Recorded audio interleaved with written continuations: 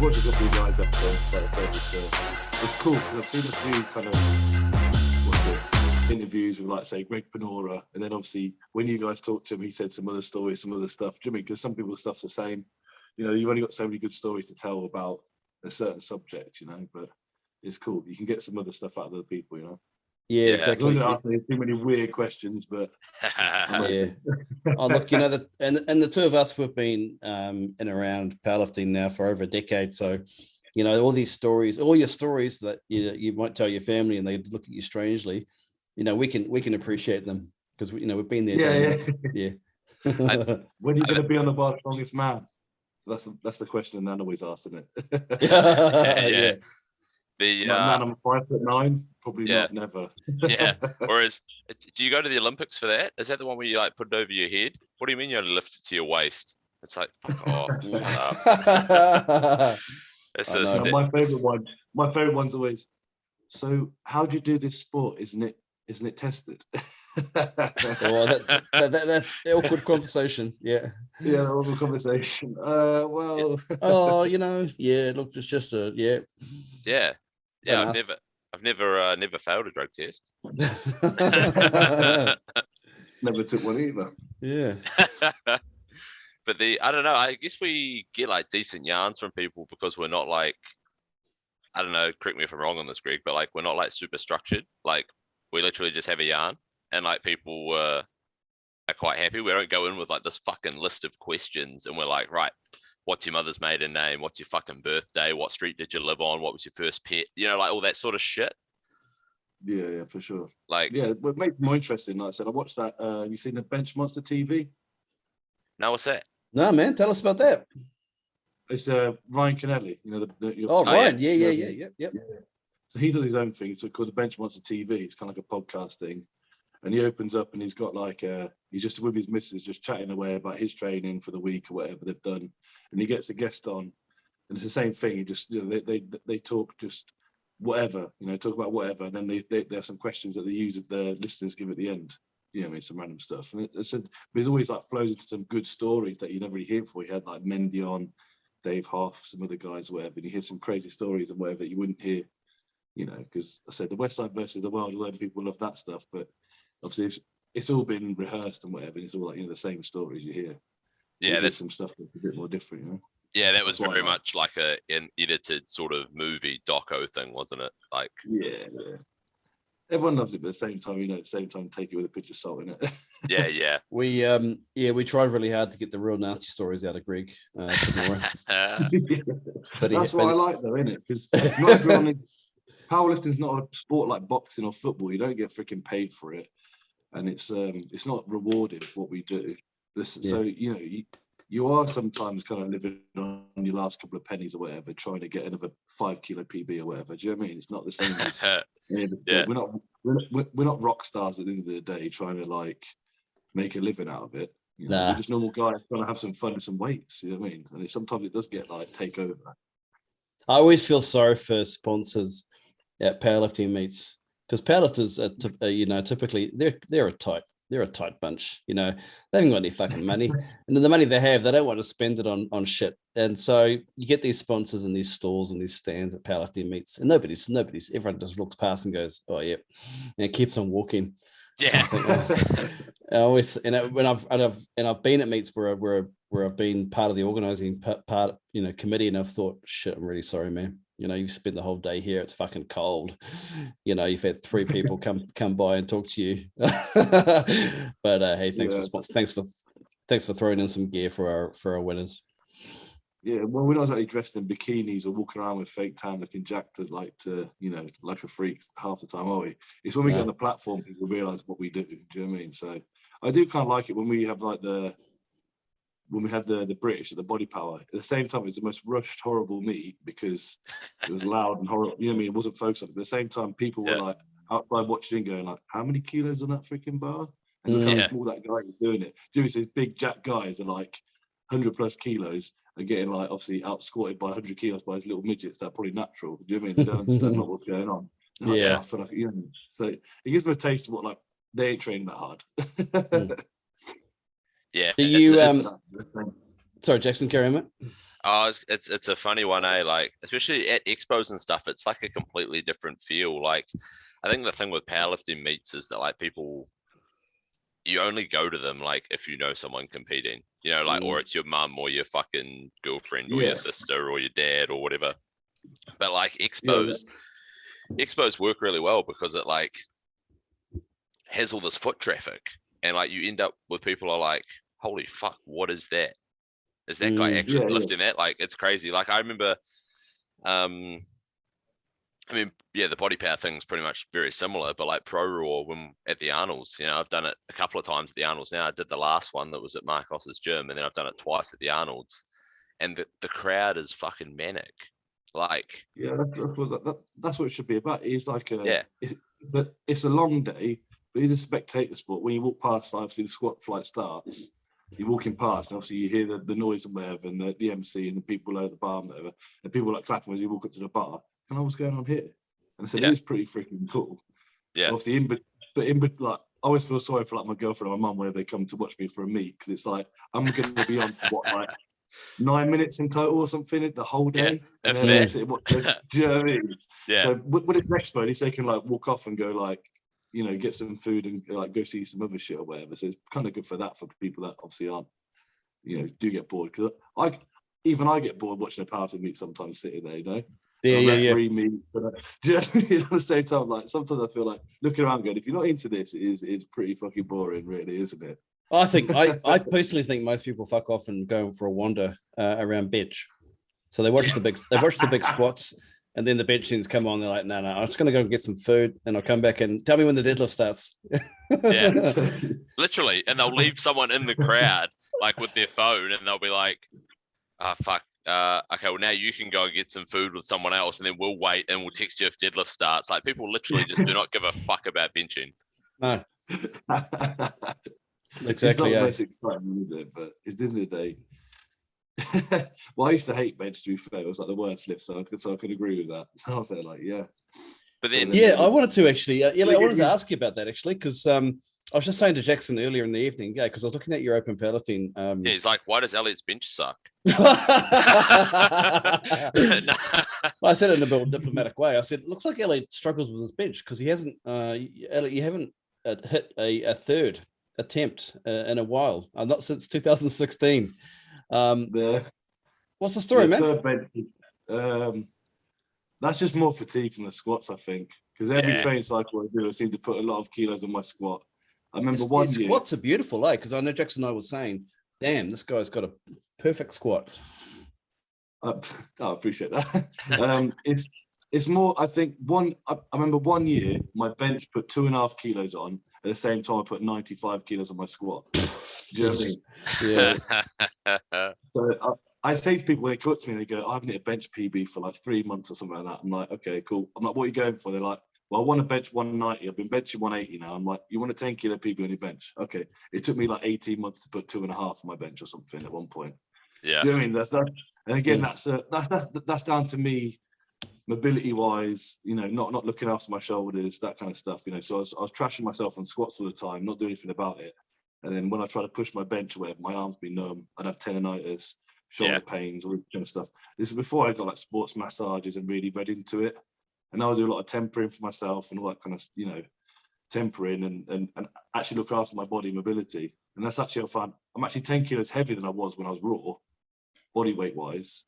But I'm way more mobile. And obviously I'm just kind of, and again, I fixed my technique on bench. I used to bench quite narrow, quite through my, like, you know, all muscle kind of bench. And now I leverage it a bit more with like a good arch, wider kind of grip. And I load it out because that's, again, what helped the shirt bench. Yeah, so 100%. When I'm benching now, I'm doing like 190 for fives raw, and I'm doing like wow, that's 300. Good. And I'm doing like 300 in a shirt for like doubles and stuff like that now, to like boards. Nice. So that's really, so the actual crossover from equipped to my raw has helped a lot. So I'm really huge, man. Yeah. So I have no idea what I could bench raw now. I think if I peaked it, maybe like 200, 210 or something like that, maybe.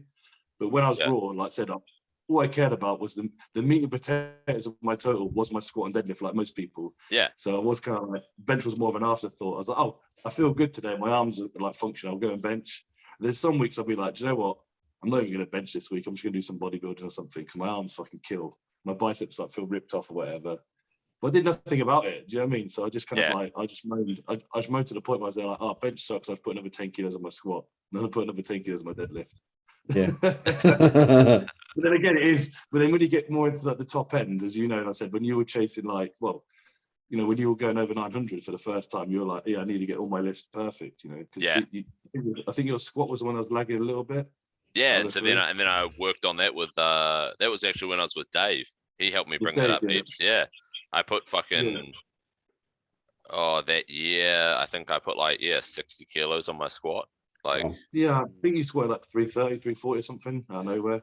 At that finals I did it was 335 at finals. Yeah, and my max squat at the start of that year was like 290. So that's what I mean. You need to attack that weak point rather than just put it off. So I kind of wish I didn't put it off for so long. But then again, that's what makes me a good coach now. Like all of my girls in my gym, any girl that weighs over 60 kilos in my gym benches 70 kilos plus. Oh, wow. Do you know what I mean? Yeah. And because I put the time in on their bench, as soon as they walk in the door, I teach them how to arch. I teach them how to use their lats. I teach them how to like bend the bar. I get tight. Do you know what I mean? I teach them how to do the wide grip and stay tight. Even using their core in the bench, things like that. Because all these things I had to go back down to like fucking, I don't know, like 20, 30 kilos behind where I was to learn how to bench again without using my shoulders. And that obviously so basically I learned to bench like a girl. and then that's why I can teach it so well. So when I get like a meathead come in who just all triceps and whatever, I can't really help them too much. I can bring their grip out a little bit, teach them how to use their lats, their legs or whatever. Like I said, I've got a guy who came into me. He's a junior who's 21 years old and he had 247 bench. Fuck. Yeah, in a competition. Yeah, so I think it's a world record. And he said to me, "Can you coach me? I want to bench more." And I was like, "Okay." Maybe 248, 249. Yeah. The dude's 21 and he's built like Eric Spoto, right? And then he came into me and I was like, right, if I was you, I'd take your grip a little bit wider and I'd teach you how to use your legs. And I'd kind of go in some back work in like seal rows, that kind of stuff. They're a bit different that he's normally used to really use his lats and activate him in his benching. So I was giving him the bar. He literally hooked out the bar like with his shoulders and took it and just kind of just like powered it off him. He's so strong, man. Yeah. And I learned that like teach him more stability because even when I handed out 140, he was shaking. Do you know what I mean? He was shaking the way to 220. Yeah, he was shaking stability. I don't know. He's always had it. So I said he benched 140, 180, 220, all at the same speed. Yeah, and then he's shaking when he's doing it. And I was like, okay. So I taught him some stability. I said he benched 255 the other week at a meet. Nice. Not even fully peaked. We did like 5 weeks because it was a meet in my gym we hosted last minute. Nice. And then we're peaking him now. He's going to compete in maybe 3 weeks, I think it is. And then he's going to bury something big, well over 260, I think. So he'll take that's my goal with him. I want him to take on the British record bench, but before he's at the juniors. You know. Does Josh still hold that? Yeah, Josh still holds that. Yeah. What is it now? 280? I think it's 275. 275. Yeah, 275. Yeah, so that was a big bench. So but this kid can take it, man. Yeah. His name's Sam anyway, but I love coaching him. He said when he first came in, he said I was there like, I don't know what to do with this guy. He's a lot stronger than I am, way more ballistic. But even then, like there's still something you can teach someone. It doesn't matter if they lift more or not, you know. That's why everyone wants to get a coach with a huge total, like it means something, but it's not about that, you know. Have everyone fucking ready. Do you know what I mean? So you looked at Sam and you noticed things that you could fix straight away. Has he been good to coach? Has he been quite open to change? Yeah, 100%. That's what I mean. There's no ego. Normally a kid who walks through the door and they're like that fucking strong and jacked, they're going to try and tell you what to do. You know what I mean? I want a free membership and I want a pre-workout. You know what I mean? And I was there like, no, man. But, you know, he walked in, he was like just chatting away and just seemed like a cool dude. And then he just said like, I could just see from the dedication he gives already. Yeah. Like every penny, like I said, any penny he gets, he puts on powerlifting. Do you know what I mean? It's his life. As soon as he finishes work, he's at the gym. That's awesome. So I like that kind of young mentality where it's like all or nothing from the start. And it's awesome. But he knows when to pull back. He knows when to deload. He's had little niggles and whatever. So he he knows it's a long game. You can't just keep pushing until you tear a pec and then go, don't worry, I've got another one, you know. So, The I that's think what it is with the raw lifting. It's so much more like more time. People don't realize. yeah, The raw lifting is like your body is your flipping only kind of thing, isn't it? So if you start damaging your body, that's you're it. not going to lift that much well. Mm. You're Yeah. not going to recover.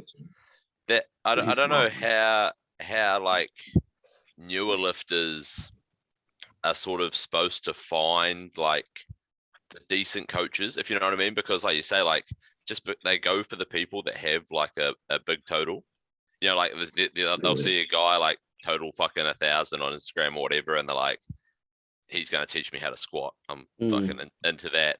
But then there'll be some guy who might total fucking 700, who's fought for every ounce and fucking kilo on that, and he is actually a better coach because he can communicate better. You know, he's had to read, like you say. Yeah, that's it. It is hard because obviously there's kind of three pillars to coaching, I think. So you got your programming, but then again, anyone can read a book and understand it who's smart enough that understands programming. Do you know what I mean? So like I said, anyone can write a program. And then you've got obviously the technical side where you're teaching someone. So if someone walks in who's 7 foot tall and you're going to teach them how to squat, it's going to be different to someone who's 5 foot tall. Yeah. And you've got to know that. So you've got to know like the biomechanics of it, you know. Yeah. And the best guy for that I've ever watched was obviously Ed Curtin. In any video, so he literally looks at people like an X-ray and he just sees exactly where they need to go. And I said, and I had the same thing when I started coaching. I obviously saw a few people trial and error. That's what it is. They start coaching. It's trial and error. 100%. Yeah. We like a few bigger guys and a few smaller guys or girls, whatever. And then you just learn your way. And then you see someone walk in who you think, oh, they're similar build to so-and-so. Maybe like this will be the way for they should squat, whatever. And then the third bit, which is the most important part, I think, that you can't teach, is the passion and how much you care about your client. So like I said, anyone can write a program, anyone can read a book, anyone can get more knowledge. But at the same time, how much do you actually give a fuck? About the sport and about the people. So when the client texts you and they're in a bad mood because they've had a bad workout, how do you deal with that? Do you know what I mean? When someone comes to you and something's just not going their way, or something's going really, really well, how do you celebrate that with them? You know what I mean? And that's what that's why I always enjoy the biggest part of it for me is making sure people keep motivated and enjoy their training and progress that way. Do you mean? Anyone can get strong in the gym. When they go to a comp, I'm always there. I'm always handling them. I'm always making sure I'm making effort to be there and push them on the day and make sure they feel calm. I don't care how long you've been competing for. You still get them nerves before you first squat. Yeah. You know? Fuck yeah. So, so I just put myself in their shoes and obviously like what they're going through, and that's how you can relate to them. So I think when a coach has stopped competing for a long time, as long as they don't ever forget that, they'll still be a good coach. But that's why I'm always going to do my best to still compete, no matter how old or how fucked up I get, you know. Where does that passion come from, Eliot? Where does your passion for powerlifting come from? Well, I've never really been good at anything in my life until powerlifting, I guess. Yeah. So I'm half decent at that, so I want to keep doing it, you know. I was never that kid that was that great at this, that great at that, you know. So when I was in school, I didn't really do much. I was always kind of Mr. Second Best, I guess. So, and then when I came to powerlifting, it just came quite naturally, I guess. I did bodybuilding before, which I was all right at, to be fair. Yeah, just pure dedication again. Greg, you have to see the photos of this motherfucker from when he did bodybuilding. There is not like an ounce of a fat cell on him. Oh wow! Like it's ridiculous. Devoid of all fat. Oh, the pinnacle of bodybuilding achievement. I'm gonna find the photos and we're gonna fucking overlay them on this episode. So make sure you watch it on like YouTube or something if you're listening, or go and check out Eliot's Instagram because it is actually it's gross. It's great. It's fucking disgusting and it's fantastic. Nice. Yeah, I guess I always wanted to be different, you know. So even when I was in school, you know, I used to watch like it was the era when like UFC got popular as well. You know, so like when it started coming up. So obviously I had that, you know, because I wasn't skinny, I wasn't fat, I was in between. So I never really had like great genetics or whatever. Like some kids were super jacked in school, whatever, or like, you know, super big. The bastards. But yeah, exactly. So I had to always work for whatever I got, you know what I mean? I wasn't bad at like athletics. I did things like I did a bit of trampoline, I played a bit of rugby. So I was always like sporty, like I tried to keep up with sports and stuff like that. But said like I was always obsessed with like you know, I always want to be like an alpha male. Yeah. So, Yeah. you know, you kind of watch like grow up watching like Dragon Ball Z and stuff like that, and like Bucky, and they're like super jack guys that could like beat up anyone. You're like, oh fuck, that's awesome. See, Greg, it's a thing. What It's is a thing. It's a thing. Getting fucking into lifting because of like Dragon Ball Z and shit like that. fuck? I'm a little bit older than you guys though. Back for me it was just watching Arnold films, which is Yeah, Predator, exactly, Commando, and Pumping Iron. Mate, I'm not gonna lie. I think I watched my Yeah. first ever Rambo film when I was like 17 or something like that, and I remember just like after that, I was like, man, I want to get this like I just started training. I was like, I want to get fucking big, and then I was like, was it 17 or 18? And I think I ordered my first pro hormone then. Yeah, because you knew that you were onto something. You knew there was a secret. You're like, I've got the fucking secret. Yeah, you can't see. That's where it's at. I was like, I need to figure out something that like something that they're taking that I'm not. They need to get, you know. So you know, it's always been an obsession with me to obviously get more muscle on and get stronger, and you know, and it's always been something I wanted from a younger age. That dedication, and then obviously when I came to powerlifting, I had that kind of base where I did have muscle. Yeah. I think I told like 7:15 on my first meet. I think like raw, completely raw. I turn up like that. When was your first meet? When was your first meet, Jay? 2016. Was that the one that we did at Genesis? No, that was my first ever rap meet, I think. Oh, yep. Yeah. Was it in? There's a one here on Open Powerlifting, October 29, 2016, BPU meet called the Northern That's Qualifier. Yeah, we're not October. Yeah, 7:10. So 7:10. 7:10. 7:10. Yeah, so I turned up my first meet. I remember, and I trained in knee sleeves, and I found out on the day that you can't wear knee sleeves. And so I was like, okay, it's fine. Doesn't make a difference anyway. Oh, you did. Look, you did proper raw, didn't you? Yeah. Yeah, that's BPU raw, isn't it? They have B&Es. BPU raw, yeah. Yeah, B&Es, or like as soon as you put something on your knees, you're fucking wrapped, and it's like, that's what's his name, Marcus Griffiths. That's his feed, isn't it? No, that's BPF. I did a few meets with them at the start as well. So I remember. Oh, I thought. Oh, okay. And I thought he was BPU. Oh, is that BPF? Oh, okay. BPF, yeah. BPU is a WPC federation here that we sport. I did that first meet and I fucking loved it. Do you mean I failed a couple of squats, I failed a couple of benches because I didn't have to pause or anything like that. You know, I came with no expectations. I prepped for 5 weeks for that show. Do you mean? Yeah. And I just retired from bodybuilding, so I came off like fucking gear and everything like properly. And I said, I'm not going to do anything like that. And I said 5 weeks out, I pulled like 260 for like 3 in the gym. That was 260 for like 3 or 5 reps in the gym wearing straps at this new gym. And they said to me, fucking hell, you could pull 300 if you tried. And I said, okay, cool. And then one of them was there like, you need to do it in a meet though, it don't count. I was like, what the fuck's a meet? What the fuck's a meet? And they were like, oh no, it's a competition. So I signed up for the next one. And then I said I pulled like 300 on my second and full 310 on my third. I remember like pulling it. When I pulled it and I winked at the guy that like told me I'm not going to do it or whatever. So I had good fun. Obviously, everyone came up to me at the end, you know, like Em and whatever, and they said, "Oh, well done." It was nicer than bodybuilding. Bodybuilding, no one gives a fuck. Like you just kind of go on stage, do your thing, walk off, and it's like that's it. There's kind of no. Yeah, the ones that care that your family. Yeah, exactly. Yeah, that's my experience. Bodybuilding. Yeah, exactly. So when I came to Paris, everyone was like coming over, these random people, you know, and I was like, I want to do another one. Yeah, and that's why I signed up for like that BPF meet. I remember that, like Marcus Griffin one, and I remember like I didn't time it very well the warm ups. It was my first one in wraps. So I had even more wraps until the competition day. What a rookie, Because someone said to me, they go, if you wore wraps, you could squat 300. And I was there like, sick. All right then. Yeah. So I bought these wraps. I bought these Mark Bell wraps. They didn't come until like a week before the comp. So I was like, well, I can't squat now because I'm in a deload or whatever. So someone told me. I wanted to wear them and go squat 300 like 4 days before. That was my plan in my head. I was like, if I can do it now, yeah. So I took his advice and I didn't do it. I remember warming up and then my mate was there like, you're 3 out? And I was like, oh, we're in 3 minutes. He's like the flight starts in 3 minutes. He goes, no, the flight started, you're 3 out. I had like 180 on the bar and I just squatted it. And he was like, come on. And to wrap me for like my 265 opener. I just ran in and straight and did it. And I was like, fucking hell, I would like to walk out this wobbly bar and everything. They didn't even have a squat bar. And not that I knew the difference at the time.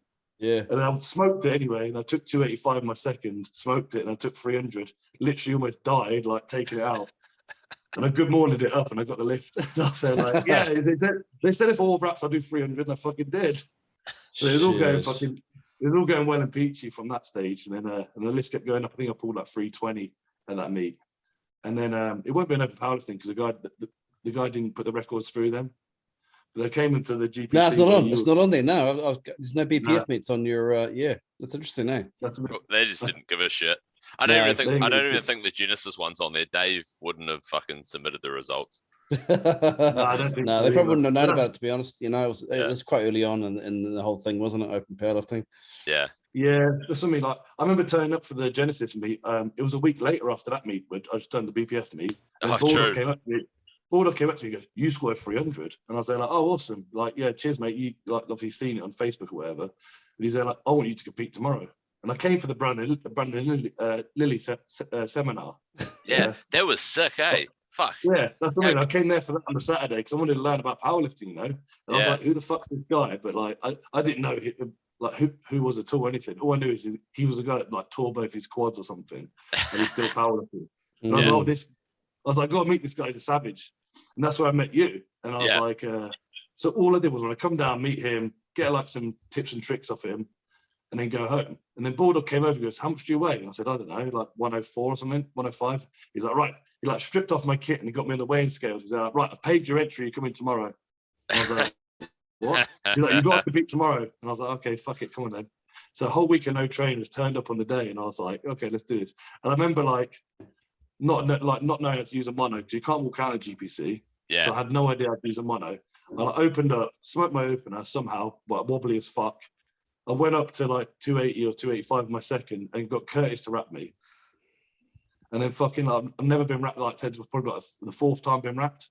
Yeah. And then he would have cranked the shit out of it. Oh man, I remember just standing up and I couldn't walk, and I was there like, "You squat like this?" He's there like, "Mate, I squat over 400 kilos like that." And I was there like thinking, I don't have 400 fucking kilos in the bar. And I just stopped like dead parallel, and then everyone was there like 2, 1, and I just couldn't move any. Like deeper just came back up. I squatted high as fuck. And then he goes, "Okay, let's take it again. I'll get it just to wrap me a bit lighter." He goes, "No, I've already put your number in. You've gone 305 for a PB." I remember just picking it up and going, "Nope." And I just fell into the fucking mono or whatever, and Plunkett saved my ass. Steve Plunkett grabbed me and like, "I got you, kid. I got you, kid." And that was the first time I met him, and I was like, "Cheers for saving my ass. I've never failed a squat in my life. How embarrassing." I remember warming up I like took off my top because I like my arms were killing. So I put Tiger Balm all over me. And then like all these guys go up to me, "Oh, you're fucking," like, because I was still quite lean for bodybuilding still, you know what I mean? I was 104 kilos, like lean as fuck. And everyone was like, "You're super jacked and all this." And I was warming up for bench, and we took like 3 plates, and then everyone went 4 plates. You went 4 plates, everyone went 4 plates. And then they're like, "Do you want to take this?" And I was there like, "Bro, I can't even bench that for a max." And then one guy goes, "Well, you look like you can."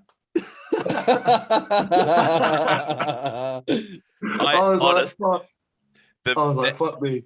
That meet was fucking like just full of fucking good cunts, and it was hilarious. Yeah. I remember that in the warm-ups, and because we were just warming up, and because we were all opening like fucking 200 or like best part of, you know, and so we're sitting there, we're just like, yeah, we did 180 as our last warm-up or whatever, and then do you want this, bro?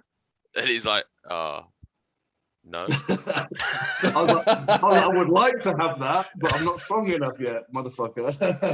It was because, you know, like how there's always like limited racks in the warm-up area, and so you end up with like the people who are like similar strength all on the same rack, and we'd all been yarning. There was like me and Eliot, and then like Rick and Sam and stuff were there, and so they were all fucking strong as well, and so we all ended up on the same bench. And we're all warming up, and we're just jumping in plates, and we're like, "Sweet, let's just go again."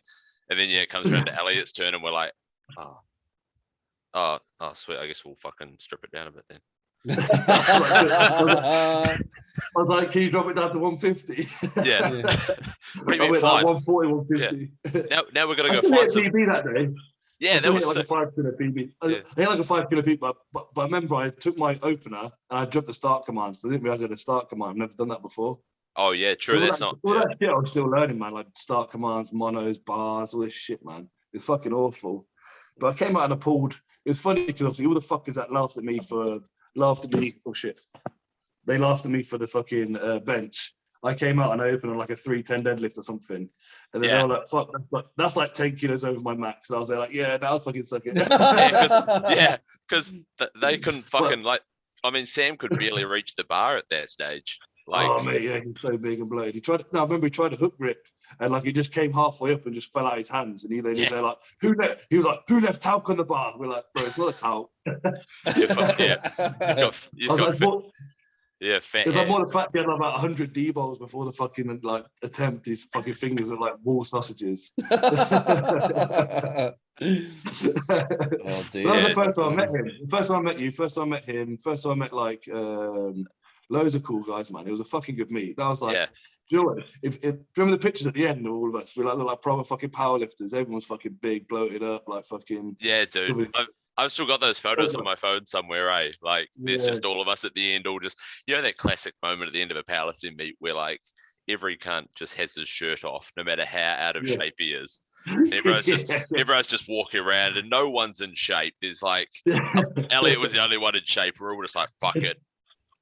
That's how I got the nickname. I've got the nickname, the housewife's favourite, because everyone's lifted like wife wanted a photo with me at the end. Fuck, it was so good, man. That's fucking jokes, man. That's what I was like when I started powerlifting. I was just ballsy. I just jumped every meet I could to learn as much as I can. I remember that year 2017, I racked up like 40,000 miles in my car that year, just driving to like gyms on the weekend to use a mono and learn. Like I said, I was like, if there was some guys squatting, I'd invite myself along, be like, hey guys, can I join in? They'd be like, yeah, cool, whatever.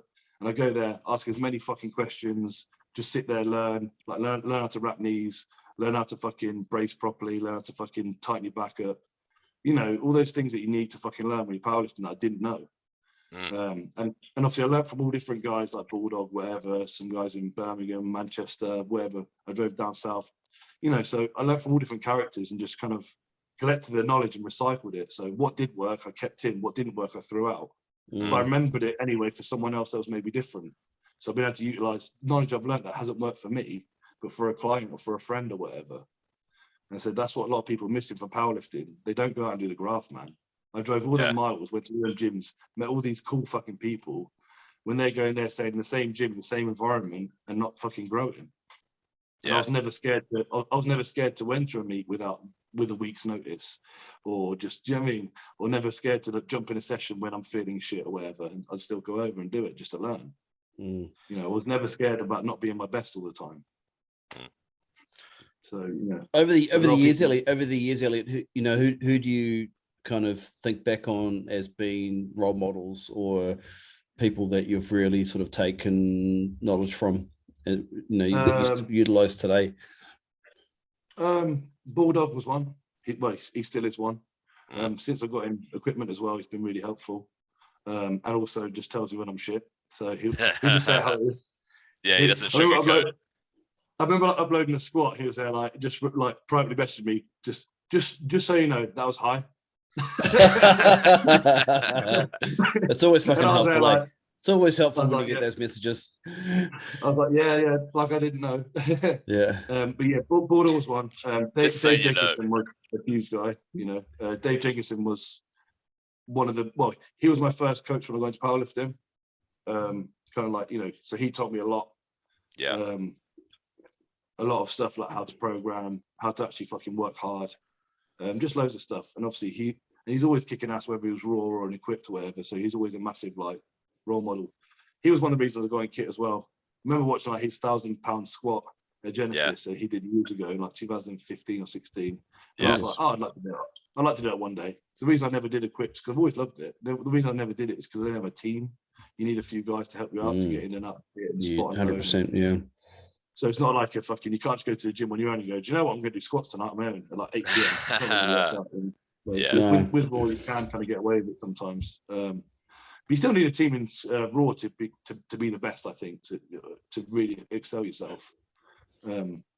Yeah, I But think yeah, that's something we've come across doing the podcast, is that, you know, of course there's the odd exception where people don't have a team around them, but because they're so exceptional, they're so motivated and gifted to some degree. But I think the bulk of people, I think even the ones that are gifted will benefit from having that inspiration around them, especially if people around them are stronger.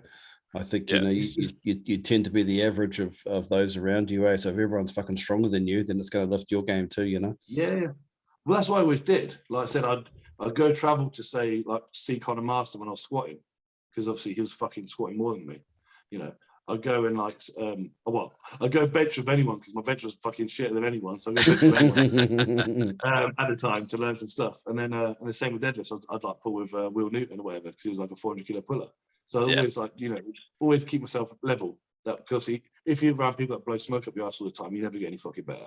Nah. But I believe, like, my sessions now that I have now for the last couple of years at my gym, you know, the energy you get when you go on the platform. Yeah. Like, I don't care what you say.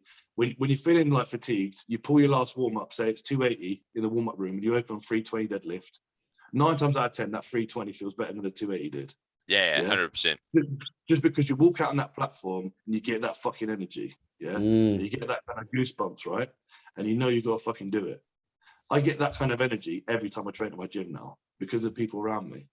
So that's why I think I progress so well, because I have that kind of platform energy where it's do or die, and all these people are shouting for you, and they're there for a reason. They're not staying, like, we train at like 7 at night until 10, 11 o'clock. They're not staying here like 10 p.m, 11 p.m. for fun. Do you know what I mean? It's like we're there to get shit done, and obviously, I don't want to make sure that I get all my work in as well, and obviously I don't want to fucking fail, because I'm relying on these people to stay out late to spot me and whatever. So we get that kind of energy in the gym, and that's why I think it's really important. How much of that 7 to 10 though is just fucking bullshitting and having a bit of a yarn, you know? I know you said there's no fun, but come on, we could definitely be out the gym by like 9 o'clock if we really wanted to. We could be out the gym by 9. Yeah, come on. Yeah. Well, that's what at the end of the day, it's your social life, isn't it? You got to be around people that fucking the same head as you. You know what I mean? The same shit. So, you know, we're not into this. At the end of the day, we're just lifting weights. But we're not saving the world here. Yeah. That's it. It is like our pub, isn't it? Do you know what I mean? We're going out for a drink, we're going to the gym. Do you know what I mean? So it's just the same thing. Yeah. But it's less alcohol. Less. Probably still a little bit depending on the gym. Yeah, on a deadlift day, we still get that whiskey sometimes, you know. It's just how it is. Every Halloween we have a fucking party down the gym, you know. It's fucking awesome. Oh, that's nice. So, that's nice. I'm looking forward to that. Yeah, everyone dresses up and we do fucking deadlift and I get absolutely wankered up. I think it's a tradition. Yeah, I mean, Jackson, you've got your event coming up. It's a Halloween bench. Yeah, bench only, mate. Yeah, that's gonna be fucking sick. Oh, really? Can't wait. Can't wait. Bench. I'll have to check it out. I might steal your ideas. Loads of people love the bench in my gym, you know, so I might have to steal it off you for next year.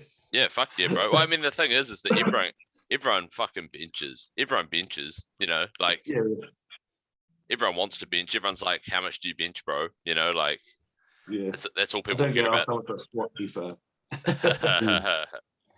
I guess you had your meet a few weeks ago, well, a couple months ago now, isn't it? That Wolfpack meet. Is that you make the whole thing, yeah? Yeah, in July, started July. It was sick, man. Yeah. It's fucking good, man. So that's all in New Zealand. Yeah. Well, I mean, with COVID, we couldn't have anyone else come. You know, like it was obviously no one could travel, so it was just the best in New Zealand, which was dope though. Like it was cool, you know. So just trying to get like you know how you went to like the Irish Pro or the ABS Pro or whatever, that style of meet in New Zealand, To make it a bit more prestigious, a bit more kind of like high level. Good, like good judging. Kind of good for good show. A good show all around. You know, look after the audience as well. It makes it more worth it. You know, makes it worth it, especially when you put much time and effort into it. You want to make I think that's the thing, because like for powerlifters, like you say, it's not exciting. So like if you can make the athletes feel like it's more exciting, for one, that makes them enjoy it more, but also two, then it's more entertaining for the spectators. You know, and so then you get more people watching, expose more people to the sport, etc., etc. It just runs down the line. Yeah. Speaking of, how was the your most recent meet, the Irish Pro? That was good. To be fair. So the story behind it, obviously, I don't put up shit on Facebook or Instagram, like stuff like, excuses, always bullshit, because nobody cares in the day. So when you turn up, obviously, you know what I mean? No one cares. No one cares. But, No one's but excuses. that is obviously, because I know you follow me, Jackson. So I said, my gym got broken into twice. I saw that, man. Yeah, what the fuck? Really? Yeah. Broke into a gym? Who the fuck breaks into a gym? So the first time it was with like they basically like someone left a set of keys out and someone stole it and broke in and stole some stuff. And then the second time they came back and like smashed the gym up, like vandalized. And that was all during that time I started prepping for the Irish Pro. So there's a lot of head shit going on. So I in the gym with another dude. Well, it's and then so it's like our gym. And then so we got there's a lot behind it, but I said I'm not going to go into it. But I said that happened. And then I got fucking COVID, like fucking most people did. Oh fuck! You've had COVID? Yeah, 5 weeks out, I got it. So then, it fucked me up. To be fair, first of all, I was kind of just like going about my day, and I bit into a sandwich. And it was like a really nice pastrami fucking New York sandwich, and I felt like shit anyway. I thought I just had a bit of a cold, and I couldn't taste it, and I was like, dude, I can't taste this fucking. And I had a can of Coke, so I'd sip in it, and I couldn't fucking taste it either. And I was like, right, this is not on. Like, I can't fucking taste Coke. So what's going on? Anyway, I went home, told Mrs. where she was like, yeah, let's go. I had like a test or whatever. And so I was waiting for it to come back and whatever, And then the next day I woke up and I felt like fucking death. Like, this is the weirdest thing. If you get this whatever it was, all my old injuries hurt. So I had like a mad neck injury years ago and a mad fucking back injury. And I woke up and I felt like the injuries came back. So my neck was killing. I couldn't turn my neck, and my back, I couldn't bend over or anything like that. Man, I was fucked. And I just felt like just super, super weak. So it kind of attacks your old injuries or something. I don't know. It's just some weird voodoo shit. But I had it, and it fucking sucked. Obviously, I couldn't train for a week, and I didn't feel great for a week. I didn't really eat either. So, but I came back to the gym when I felt good, and I just increased my step intake. Sounds mad, but like I went. The sun was out. It was really good weather. Like during this period, so I started going out walking more, and I got my fitness back, and I just like started eating more, and I just started training again. I was like 5 weeks out from the 4 or 5 weeks out from the Irish, and I just fucking went for it because of the shit going on in the gym, having that. I just felt like waking up. I woke up one morning, I was like, this is bullshit. I can't be arsed, and I felt like shit, and it rubbed off my clients, rubbed off of my day to day, my missus, whatever. So one day I woke up and said, this is bullshit. Like I need to do this show. I want to go win this show. I need something to get up for in the morning. And that's what it was. So the kind of like the training, the powerlifting, my day's always been based around training, never about social life, family, work, whatever. I always wake up, my day's based around my training. So I need to get on that again. 5 weeks out, and I was like, fuck it, I'm going to go for it. I'm going to do it. Because I was so close to pulling out. But that was it, really. So I did it anyway. And I said, and the training was good, but it wasn't as good as I wanted it to be. But I said I went there with the mind to just trip my PBs. And I hope that'll be enough to win the overall. And then, so I chipped my squat, I chipped my bench on the second attempt, cramped up on the third attempt, like usual story after a big squat. And then, I came back to deadlift, and I put on this. So Greg, you're a quick lifter, aren't you? Right? You I have been in the past. Yeah, years ago. Yeah, I can't take any credit. Greg, tell us about your lifting, Greg. But all the photos black and white now. So for this meet, I don't cut for meats because I said I'm like in between 125, so I don't really care. So I just kind of eat up and get stronger as I go into it. Yes. And then, I'm not really believing the weight cuts. Whatever you're like, if you're strong, you're strong. You know what I mean? Like, you feel good. Go where you feel good. That's a vibe, good, man. Yeah, that's a fucking vibe. It's good. And don't get too fat in your off season. Then you can eat up in your prep. And then so I wore this deadlift suit a couple of times during training, and it felt great. This Inza deadlift suit. And then on the day, I ate into the meat, I bloated up, took some some more anabolics, whatever, So I was feeling fucking big. And then I went to put this deadlift suit on and fucking got my legs into it. And I couldn't get my fucking ass in it, and my legs it was just so weird. Like I was hanging off this fucking mono for ages, sweating my tits off trying to get in it. And I got into it finally, and I got down to the bar and whatever, and I was there like, that feels all right. Pulled like 220, whatever, and I said, felt could have been better, kind of thing. But yeah, the deadlift suit was so tight on me compared to training a few weeks ago that it just kind of went against me. So I opened up on 700 like I normally would do, which is normally really safe. I can hit that for like 3-5 reps. And then I pulled it and it just fell out my hand to the top. And I was like, what the fuck? So I couldn't get in a good enough position to like get my lock out right. So it's kind of a soft lock, and then it's kind of like, no. So it didn't fall out my hand. It kind of like dipped, like a downwards motion at the top. Yeah. And I was like, fuck. So anyway, I came back. I really loosened up the straps loads. I pulled in my second like nothing. It was fine. And I came out for my third. I just jumped to wherever it was for the win. And then I said, like, I just didn't have it in me.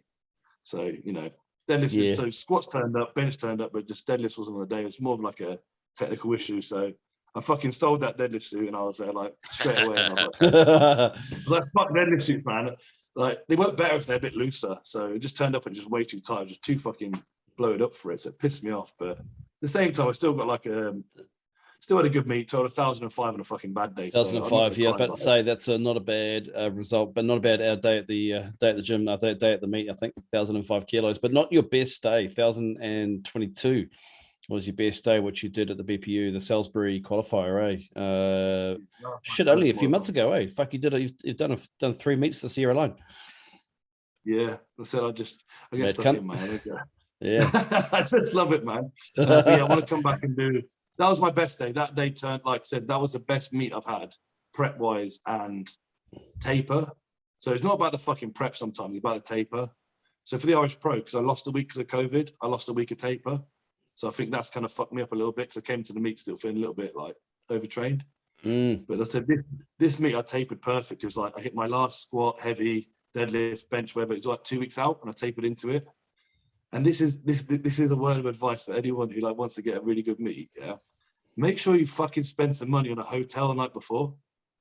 Like, don't just get some crappy £40 a night, like wherever it is over there. I don't know what like hotel costs, like $70 or whatever, something shit. Go out and splash a bit of cash and get something good, man. I got this hotel the night before. I got recommended it anyway, and I bought the executive suite. And no word of a lie, the bed was fucking insane. It was huge, and the shower had like 2 heads.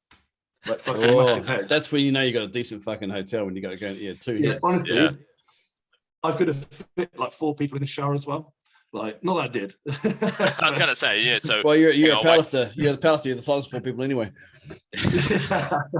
So I had these fucking shower heads in it. Yeah, so you could do hot, cold, all this shit. And I said it's a massive shower, and it's so like just the food was great and all this stuff like that, and the bed was perfect. So I had the best. Like, I don't know about you guys, but I never sleep the night before a meet, right? Yeah.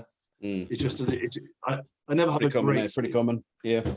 Pretty common with any, like most other things. You have with anxiety, whatever. But I fucking slept like a baby, and I fucking had like a shower, like woke up feeling great. And I walked to like, if you wake up feeling fucking good, and I actually ate my food, not going shaking and feeling nervous, whatever. I ate my food as much as I could. You know, went to the shops, got some like Lucas Aids, whatever, some snacks and that for the day. And I turned up at the meet. I just felt good. I felt fucking positive, and I felt really good. And the warm-ups all felt good. And the whole day was just unraveled like perfect. 8 for 9 days. The first time I've been 8 for 9. It's my first fucking multiply meet. You know what's you know what's happening now, You've got some IPF official saying, see, this is why we make you stay in a really expensive hotel, you fuckers. No, because what those fuckers do is they give you the fucking $70 or £40 a night hotel for the rate of the fucking expensive hotel. Yeah, they're taking a little bit off, aren't they? Yeah. Yeah, they definitely clip the ticket, man. Fuck. Oh, man. You're never going to hear IPF lifters first, are you? It's not in their nature, is it, man? But yeah, I've been watching a bit of the IPF worlds and whatever, and I said they do make it look good and whatever, but it's just at the same time, it's just not me. Even if I could go back and do a bit of IPF to start, because obviously I know that a lot of guys say if you like, so obviously when you start powerlifting, if you're a young dude, like if you're not taking anything, go do IPF to really like learn how to be a good lifter. Because the fucking rules are so harsh and whatever. You know, there's a lot of guys that come from that background that are fucking good, better lifters. You know, it's been in black and white for years. At the same time, I got a lot of people that I've signed, like clients that have signed up for IPF meets, they've done it, and then and they've like, you know, got one in the books, and I'm like, oh, okay, let's book you next meet. They're like, I don't really want to do IPF anymore, it's a bit boring. Yeah. Like, okay, you know what I mean? Because the energy at other meets, we've got the loud music and people are a bit more relaxed and whatever. Because it is a bit more like Olympic kind of style, you know what I mean? It's a bit more like, you know, so I don't mind. They can do either, but at the same time, I want people to go to a meet to have fun. Like, at the end of the day, that's what it's for. That's I mean, Jackson, we've heard that over the years as well. I mean, the IPF have they've, in fairness, they've got their standards, and it's a real theme around how they operate, and it's you know, some would say it's professional. You know, it's standardized around the world. It's very similar to any kind of Olympic sport, in that, you know, the officials are dressed appropriately. There's no cuss, there's no swearing, there's no backslapping, there's no loud music. But I mean, saying that, I mean, some of the USAPL meets, they've had a little bit of drama about them, a little bit of fanfare, but you know, there must be a reason that we've got a sport that you know, that is so fractured in some respects, because there's so many federations. But generally, the people they like to go where they feel welcomed. You know, they like to feel where they can just sort of let their hair down, have a good time. Yeah, 100%, man. That's what I mean. So the BPU here, I've hosted a few of their meets at my gym, and they've been fucking amazing. You know, they've been really high energy, and like I said, everyone feels welcome. They turn up and like they feel involved, wherever. People turn up, they want to help. You know, you never organise a meet. You got to go, can I get some helpers for this and that? Wherever you put a message out. These guys, before I put the meet up, they're like, oh, is there any way we can come help? You know, that kind of stuff. Oh, wow. That just shows my community, like, to be fair, not just at my gym, but just in general for the sport. So people have been like, they found out the meet was on here at my gym, and they know me, they know the federation, and they're like, oh, I'll travel over and help, like spot and load and all this shit, you know, or is there anyone who can help? And that's where, like, you know, the federation's good, and like people will like appreciate it. So, you know, so that they do always give back a lot to lifters, you know. So that's why I help represent them anyway. That the people fed here. So how's your gym going? I mean, obviously the last couple of years been pretty rough with COVID, but yeah. Well, we're in the best shape we've been now. So obviously we've had we literally opened as a gym. So we were a private studio, like PT studio, personal training studio, and then we opened up as a gym. Literally, well, the plan was to open a month after COVID happened. We're going to open in the April. So we took it over in like February as a gym. So like we had the whole first lockdown to just build it. So we smashed through a wall. And expanded, like double the size. And that's where we put our machines, and like we put like an AstroTurf track up there and some cardio machines to make it more of a gym rather than just one big power room for powerlifting. That's what it's kind of based as. One, we've got all the powerlifting downstairs, all the racks and all the bars, all the weights. Upstairs is like loads of machines, cables. Cardio, that was intentional, eh? That was an intentional design. Yeah. So like the people look over, they go upstairs, they look over the other people powerlifting, they go, do you know what? I might give it a go. Fuck this. And they soon come downstairs and they go, can you teach me how to squat or whatever? So, you know, but then again, they can flee upstairs if they kind of find it not intimidating, but it's a bit like more in it. Like when people are kind of getting a bit hyped up and lifting, some people are like, oh, not for me. And they just walk upstairs and do the treadmill. You know what I mean? That's fine. So 99% of people at my gym sign up to train. Like they want to train. They don't finish work and go, I should go to the gym really because I'm getting a bit fat.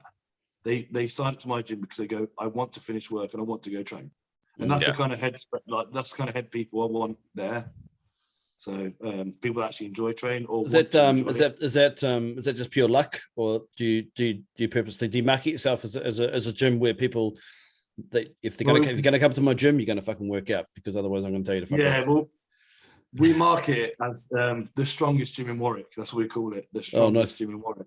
Do you know what I mean? So there's a few gyms in Warwick or wherever, and Leamington, which is the next town along, whatever. So, and the Coventry's a bit further out, which has got some strong ass gyms as well. But we market ourselves as the strongest gym in Warwick, so people know that it's a bit more hardcore. But it's funny though, because they turn up and they're like, you know, a bit intimidated. Some people, I've left my gym to want to try here. And they walk out going, this is friendlier than my other gym. They're full of arseholes. Do you know what I mean? Because they have the little like gym rats, they're like in the mirror, like flexing, showing their abs off every 5 minutes, trying like, you know, it's proper insecure guys. Whenever my gym's like fucking either like half people are in shape, half people aren't. They just care more about what weight's on the bar, you know, and just train hard and get stronger. And so you're heavy yarn, Yeah. no one's in the mirror kissing at themselves. You know what I mean? Like that shit. Yeah, Jackson. Not so much. Only me. I was going to say, Greg, there's a select few. You've got to at least have a couple of them at every gym. Fucking exactly. hell. Exactly. Yeah. I can. Yeah. When there's a few like doing the 100 like side raises in the gym, staring at their shoulders, they're slowly getting bigger. You're like, yeah. This guy's into himself right now. Yeah. Yeah. Like, yeah. You keep going, bro. You keep going. You're looking good. See? Yeah. Little Bose headphones on. Yeah. Yeah.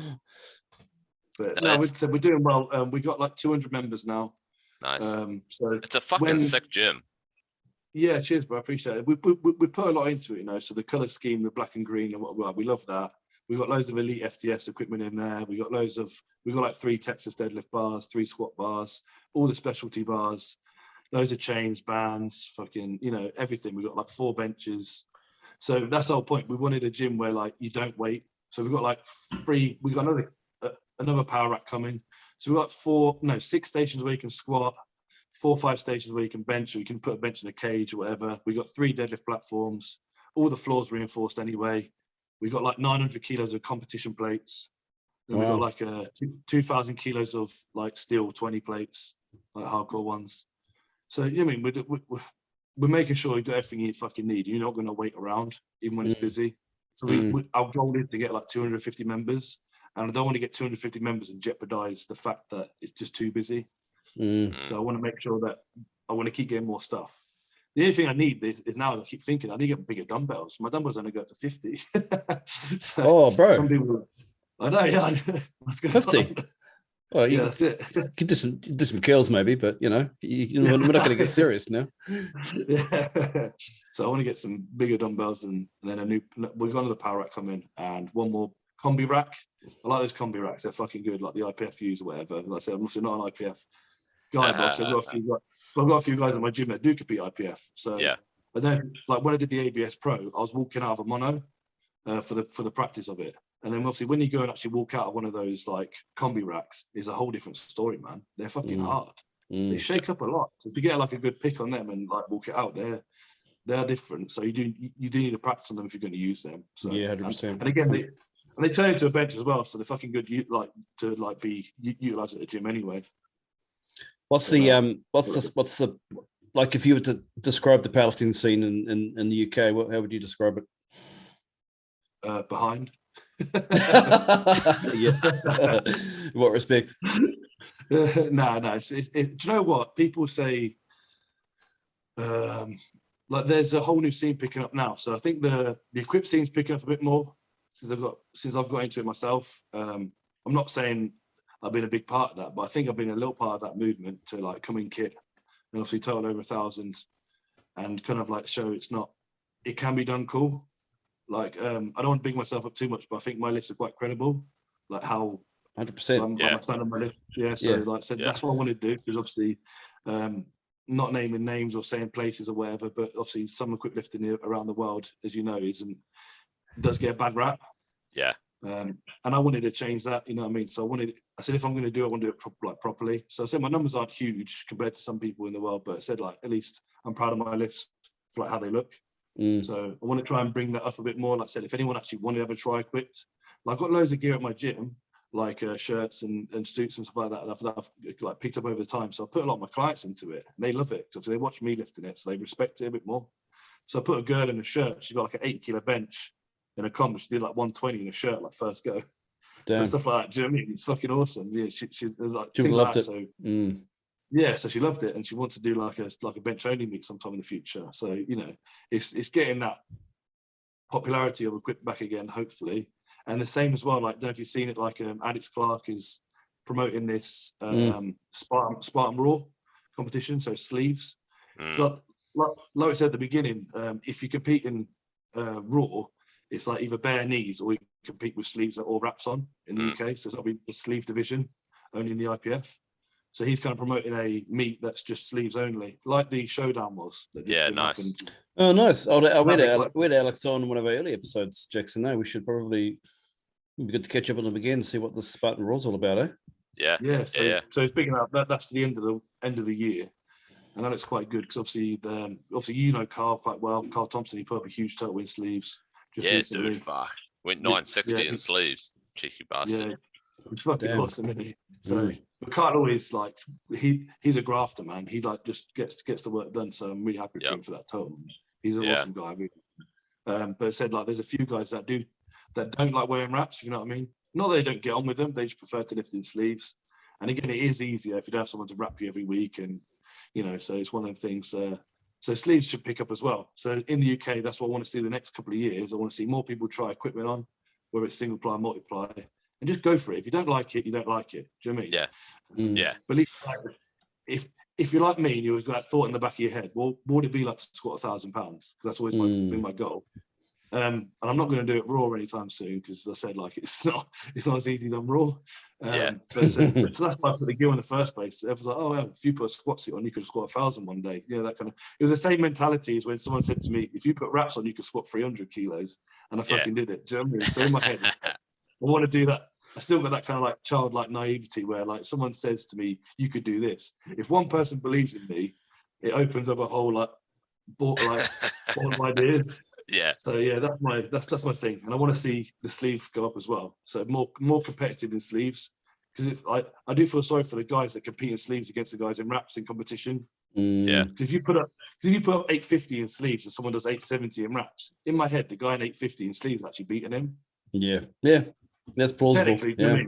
Yeah, Jimmy, he's technically beating him, but because of the way the federation works, or the WPC works, or GPC or whatever, he's not. Do you know what I mean? So you're disadvantaged if you're in a federation where sleeves and wraps are in the same. You know, if you're not using the wraps, then you're potentially missing out 20, 30, 40 kilos.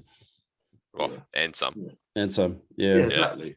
Fuck yeah. And all I want to see, Jackson's got some fucking tight knee wraps on going on there, eh? Bro, honestly, no word of a lie, I don't try and hide it. I get 50, 60 kilos out of my wraps easily. Oh, bro, I don't know if you saw it. Like my last heavy squat I did when I was raw, I did 370 in wraps, and it was fucking like quite easy as well.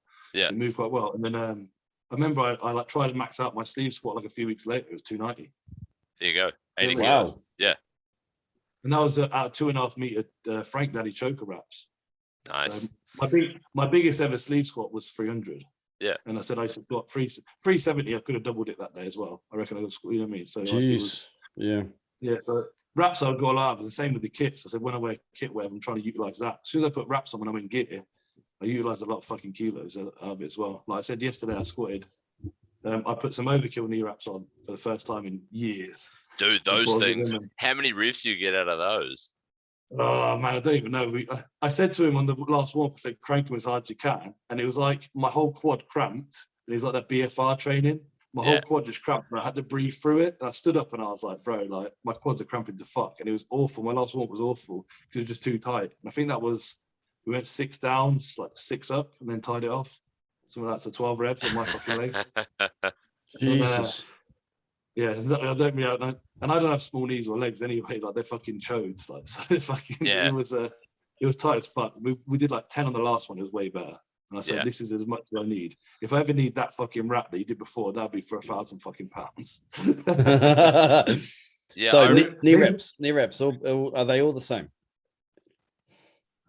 All the same. Yeah. Give it to us straight. Knee reps.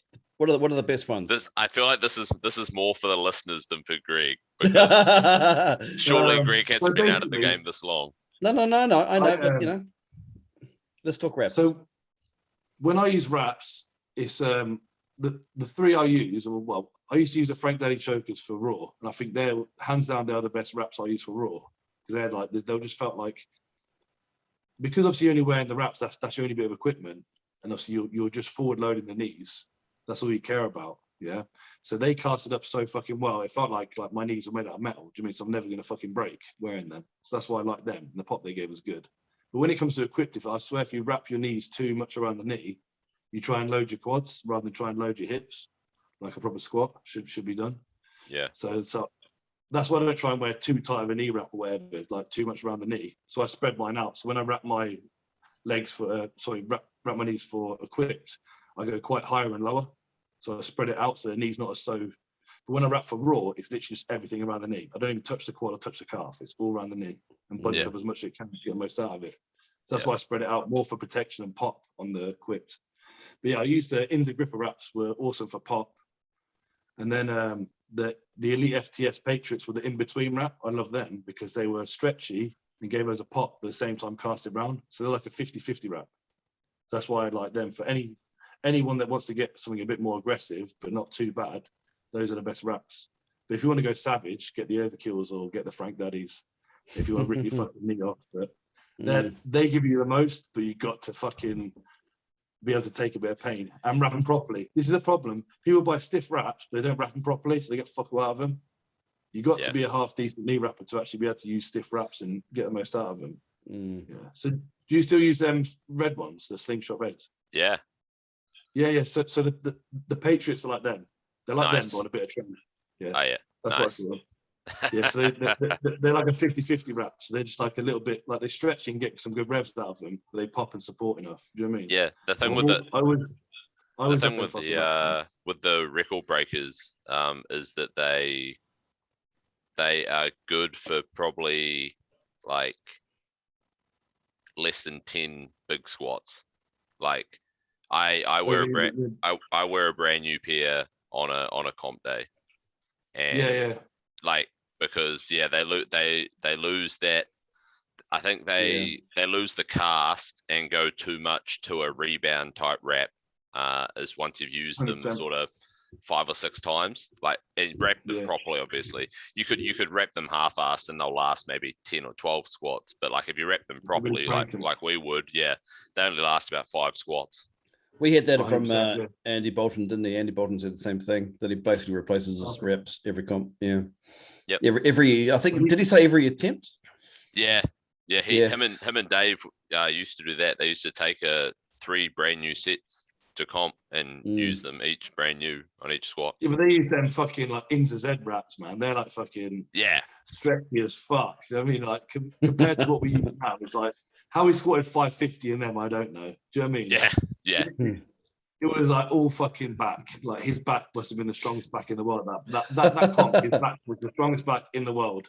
He was literally like gorilla mode. Do you know what I mean? When he like heaved up, it was a complete forklift. Do you know what I mean? He hit the bottom, stopped, and then just forklifted his way up in gear 1. Just like one of the most epic squats I've ever seen in my life. Like I watch it back again like all the time. I'm like, this motherfucker is the strongest fucker going. And like when they lifted his hands like that, I'm like, yeah, he deserves that, man. This guy's fucking lifted the fucking house.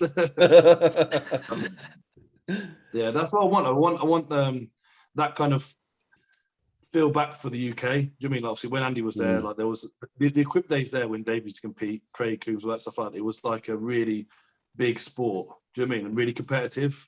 Yeah. And that's what I want to bring back to the UK. Like, I want more people to stop. I want people to stop going. I know it's awesome because money's there and it's more exposure and prestigious to go compete elsewhere. Like people come over to Pro Raw, they go to America, they'll go. Do you know what I mean?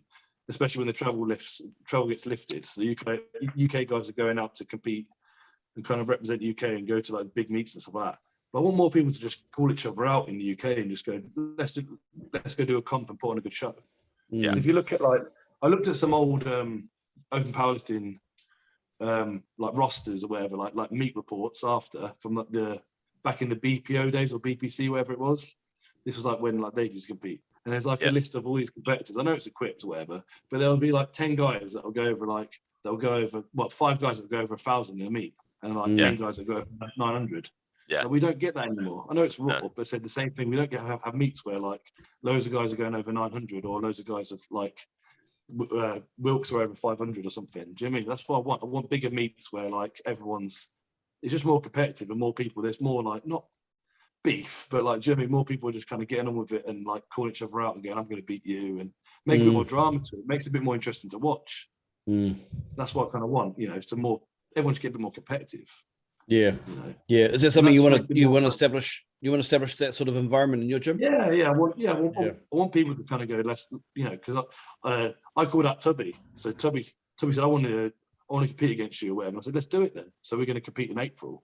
So he's currently got the biggest total in the UK in, say, the last 5 years or whatever. So, you know, and that's what I'm chasing. I want to get the biggest total in the UK currently. So I want to keep going and building it. So there's no better than to go against someone who's fucking got a big total. Mm. Do you know what I mean? Rather than me shy away and just keep doing meets and chipping it until I'm going finally, I'm beating you by 2.5 kilos. Yeah, Let me yeah. believe in. If you go head to head, you're going to fucking want to lift something you probably can't do, and and then do it. Is the Irish Pro the biggest powerlifting meet in the UK at the moment? Yeah, I'd probably say so. Yeah, there's they keep saying about putting on pro shows and GBC Pro and this and that Pro, and but then because of COVID, that nothing's been finalised. But the Irish Pro is the biggest meet with the biggest money, I think, and but then again, like with COVID and that, like half the people didn't turn up anyway.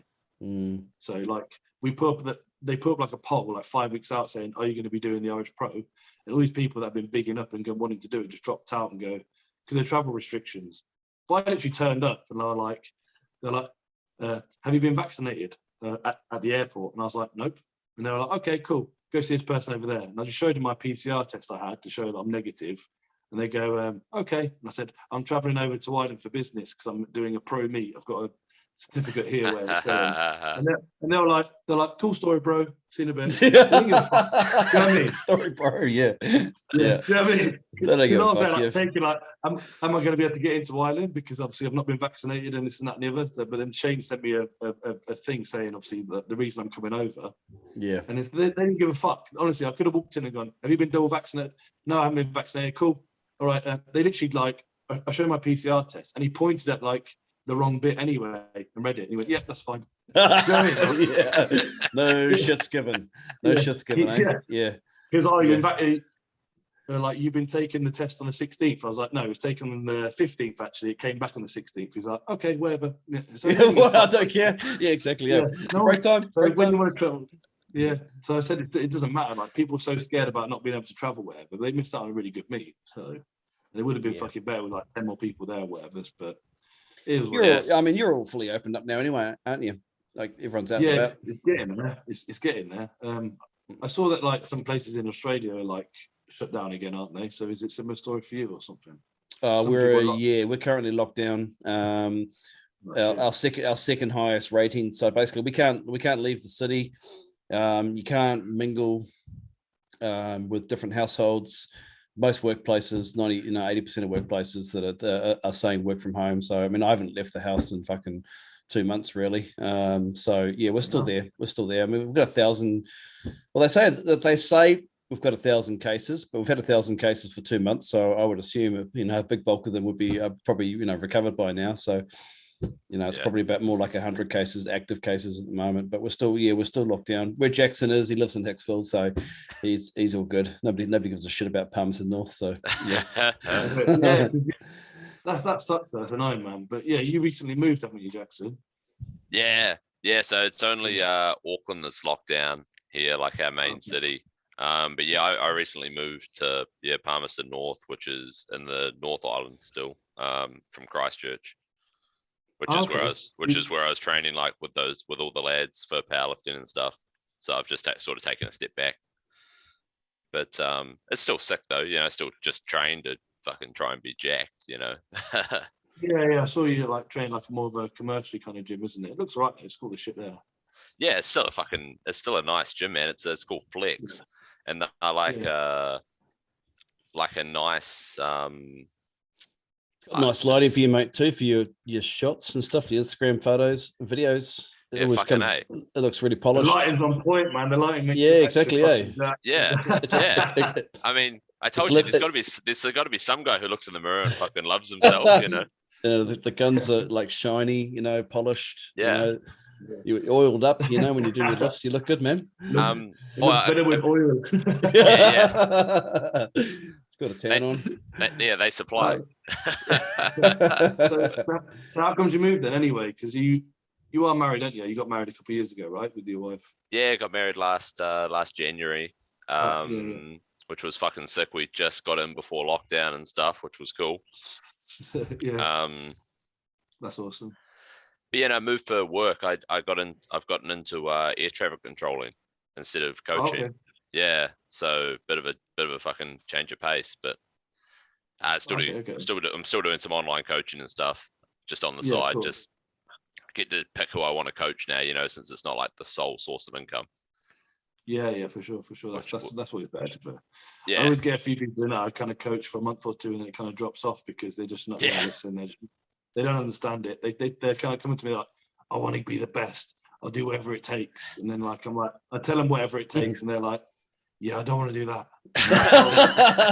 It takes too long. Yeah, I want to be the best. Yeah, I'm like, then like a month later, I see him. They're like tagged in with like, with my new coach, feeling amazing, going to be so strong. Or whatever. Yeah, exactly. Maybe it's not the coach that's the problem. It's it's someone else. And then a month later, the next coach. Yeah. That's it. I always say when I'm coaching someone, I don't want to be an arsehole, but I'm going to be an arsehole because, you know what I mean? Because I'm going to be real. Well, that's sometimes you've got to tell the truth. You have to be. You can't sugarcoat it. Like I love how Dave messaged you, like he was trying to like not be an asshole about it. So just so you know, that was fucking high. That was higher than Snoop Dogg. I was there like, what do you reply to that? You're like, really appreciate it, mate. You know what I mean? Like, yeah, thanks, bro. Thanks for your honesty, cunt. I knew it was a bit high. It was one of them. Do you know what I mean? I'm not going to put it up and go, oh, here's a high ass fucking squat that Bulldog's not going to appreciate. Got a white light, you bitch. Yeah. No, I definitely noticed that. But like, that's the thing. You can. It's constructive criticism versus just criticism. You know, like I think that's another thing with coaching, like you were saying. Like, you have to be able to adapt it to the client. This is one thing I've done. I've recently done my ref course, so I've refed a couple of meets now. So nice. It was really good. It was a really good thing to do because I don't really care so much about refing people and whatever. Like, it's just a part of the game. I thought, I don't mind doing it if it's there. If it's a local meet, I'll do it. But it's more from my point of view with like a client. So if someone like says to me going, "Oh, can you check my depth?" And I'm like, "Yeah, sure." And they're like, they hit it, and I'm like, it's like kind of parallel. I'll be like, as a coach, it's not too bad, but as a ref, that's fun. Like, that's not going to count as white lights. Do you mean so I can kind of give that away as well? Yeah. So that's why I kind of did it. So I can say, like, if we're at the Worlds right now, like an international meet, and you squatted like that, you would probably get red lights, and they'd be like, okay, maybe I'll make it deeper. Yeah, that's been my approach with reffing too. I mean, you can bullshit people, but you just know that there's no point because the next ref they get is not going to be as forgiving. So just tell them straight. Like, you know, it was close. It was close, bro, but no, come on. Exactly. A lot of my lifters just fucking sink it anyway. They like leave nothing to the judges. And then recently I held a meet at my gym. We hosted a meet at my gym, and I entered a few people into it. So a few newbies that haven't competed before. I go, 5 weeks time there's gonna be a meet. You're doing it. Do you know what I mean? They're like, okay, cool. And then like I had like a couple of girls that struggle with their deadlift out their lifts. So I said, do you know what? We're going to do a deadlift only. You're going to hit a deadlift PB. So going into your next meet prep, your deadlifts feel better. And they're like, oh, awesome. Yeah, let's do it. So I threw them into it. They both hit like PBs on their second because they said they just solely trained for deadlift. And then they went for thirds. One of them got it. The other one didn't. The other one just soft locked it. She was fighting it through. And she just couldn't quite get her shoulders back. And I was on the fucking side. And then the girl was on the side. And then the main ref at the front. So she came out. She got two reds and one white. And I looked there and I like put the fucking red in, and I literally didn't sleep that night. I felt so fucking bad on her. I really wanted to pass that lift. It was literally like all she had to do was get her shoulders back like that much, or like a hitch through the bar. I know, it's fucking horrible. It's fucking horrible. And she was holding it for about 10 seconds at the top, trying to fight through it. And it was an epic deadlift. It would have been like a 10, 20 kilo PB.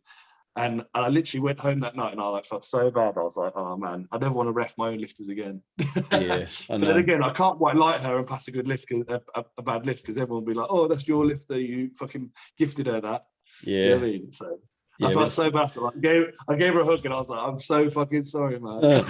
I know. I think Jackson, you've had that one nationals, didn't you? I think you were given a red light. Were you given white lights actually? I can't remember. You know, not getting those shoulders back. I always get it. I always get it for soft knees, and it's just how I fucking stand. It's on my deadlift, and it's just how I stand. And I'm like, well, fucking hell. It's like it's just I'm standing here with it. I could hold it here literally all day. I'm not going to drop it. My back's fucking solid. My hands are solid. Like I'm not going to drop it. It's just how I stand, and I always get it. And I'm like, you motherfuckers. But it is what it is. It's the thing. It's riffing. You know, I wouldn't want to be gifted. I wouldn't want to be gifted something. There's always different refs. Like I said, I remember one year the British, like, I pulled a deadlift so fast on my opener that my toes came up as I pulled it, and I locked it out and I put it down. And I got fucking red lights, my toes coming up. And I've said to before, that's like to a ref, they're like, "What? That's not a rule." Do you know what I mean? But said at the end of the day, I was wearing these boxing boots and they're quite pointy anyway at the toes. So it kind of just went like that a little bit up, and I got fucking red lights for it. And I was like, what the fuck? Like, I still went up obviously and did it, but like it was just like on your opener deadlift to pull that and get red lights. You're like, what the fuck?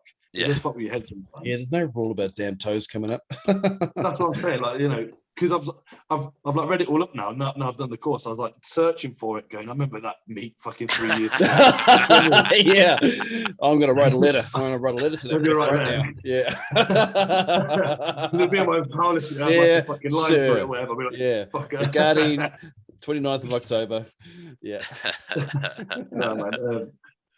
We've all had it though. We've all had probably like, I know I've had a gift given to me on a squat before. Like it was questionable depth, and it was like at the top I was kind of shaking as I locked it, and they shut that rack rather than give me. They should have given me a second longer to lock my knees and like push my chest up and that kind of stuff. But I kind of like smoked it and came out and just shook, and then and I said like I got 2 to 1 on that lift before. It was a couple of years ago, and then I went to the British. Like a few weeks later, I did that, and I literally chipped that squat by 2.5 kilos, but I sank it, and obviously I did it well. Yeah. I remember looking back, like people were like, "Oh, you should have hit more than that." To be fair, because you squatted this much to that one, and I remember just going, "No, I'm just happy that that lift's been sorted." So I wouldn't want to be on that lift for like for how long, because I felt quite like, "Oh, I should have really got that." But then no one. It was only ever recorded from one angle, so no one could ever tell. But I knew. Yeah. And they said that just. At first, I was like, yeah, fucking hell, big squat. I hit to like 17.5 kilo PB in my squat, this and that, the other, know. And I like bigged it up for like a week or two. And then like the couple of people that were there, like my mates, they were like, yeah, that was a bit of a gift. Do you know what I mean? When your mates say it to you, you know, they kind of like, they're not going to bullshit you. I think these days, for people's, you know, just for credibility, sometimes you've got to get maybe 3 or 4 angles for your fucking lifts, you know, when you're competing. Because some cunt on social media is going to see, you know, some view from, you know, 3 meters back, you know, there's 3 spotters in the way, and then they're going to say, no, that wasn't, you didn't get depth on that one. That's what I mean. Yeah, there's a few fuckers like that really give a shit that much on your squat just because, but then you might be squatting something they're never going to touch anyway. Do you know what I mean? So like, they're just going to be haters for being haters. Like, I remember when I first squatted my first 420, I uploaded the first video that came to it, and my physio videoed it, and he videoed it from like here. Like kind of like that. It's awesome angle because you can see all the like everyone going crazy and whatever, but it looks like it was a little bit high from that angle. Like you can't really tell because my legs are whatever, and I kind of sink into depth and just kind of come up as soon as I hit it. And then no one said shit though. No one said shit. Then as soon as I posted a side angle, someone got a side angle on my squat, and you can see me dip past parallel and then come up in a straight line. It's fucking awesome video. And then all these like old school refs come up to me going, "Oh, that was a good squat. That was." And I was like, now you give a fuck. Now you see like a good angle of it. Now you give a fuck. When like a few weeks ago, or like a week ago, you've been bitching. Do you know what I mean? Exactly. Yeah. Do you know what I mean? So I'm thinking like, fuckers. Like I knew that was a good squat, and like, but then again, it's all down to the angles. But everyone's an internet fucking ref, aren't they now? So but I tell you what, since I've actually been reffing now, like I said, this is you guys know this as well. When you actually sit in that chair, from what you see from the front to the side is different. Yeah. Because when I did my test, I was sitting at the front with this guy next to me, obviously, like doing my exam, and I saw this guy come out, and I go, "Fuck me, he squats high as fuck." Like I'd even red line from the front if I could. Do you know what I mean? And then, do you know what I mean? But his squat got passed, and I was like, all right. But he was proper wide. He was like really like proper low bar. Like the bar was on his fucking lumbars. And he's like bending forward, and I was there like. So I went to the side for next round. He came up for his second, and he fucking was in. The fucker was in. I was there like, whoa, I'm never gonna judge a squat from the front ever again in my life because that guy looked fucking high as shit. And he come to the side, he literally just went and he came up. But he folded up that much, it looked high as fuck. Do you know what I mean? So I was saying like, I'm never gonna judge again until you're actually in that chair. I'm not gonna say shit really. No, unless exactly. It's obvious. Yeah. So you can't ever tell really. You've got someone that's 150 kilos plus, you know, they're squatting 300, 400 kilos. You've got 5 spotters you've got 6 people on the platform. You know, and you've got 3 big spotters in the way. You know, you've got 2 on the side, 1 at the back. You know, you've got maybe a 3 or 4 centimeters of fucking view every here and there. You're looking between fucking legs. You know, you're trying to see from a side reffing point of view. Shoot me up when I do that. And then the motherfucker, he doesn't do a nice and slow squat. He just drops it and just fucking shoots up. And you're like, shit, I don't know what I just fucking don't know what I saw there. I'm gonna have to go with a white. I've got no idea. I've got no idea. Fucking, like that Aussie guy, what's his name? That G Unit. He fucking squats like that, doesn't he? Oh, Gawain. Yeah, he's so fast, man. He's just boosh. And it's like, fuck, what did I just see? And he's like about fucking, close to 200 kilos or something, and he's fucking huge video replay. Dude. Yeah. That's what I mean. You're literally getting down the floor to find it. I had that on my exam on the last one. So it was a mate of mine as well. So I knew him. He was a 110 lifter. He was doing 350 squat. And he hit his first and second well in. He sunk them. Beautiful squats. No word of, like no question. And then he came for his third. And then he was like 350. So the 2 more spotters came on. And I was like, oh, fuck. Like trying to find the thing. And again, he came down and he cut it a little bit higher. He cut it a little bit higher than his last 2. But I couldn't quite see the view. But I white lighted it because it's the benefit of the lifter, right? And then everyone else white lighted it as well. There's a harshest ref as you like on the other side, and she white lighted it and looked at me like that, and I was like, yeah. And I literally went by instinct because he cut it an inch higher than the last one, but then again, the last one was well in.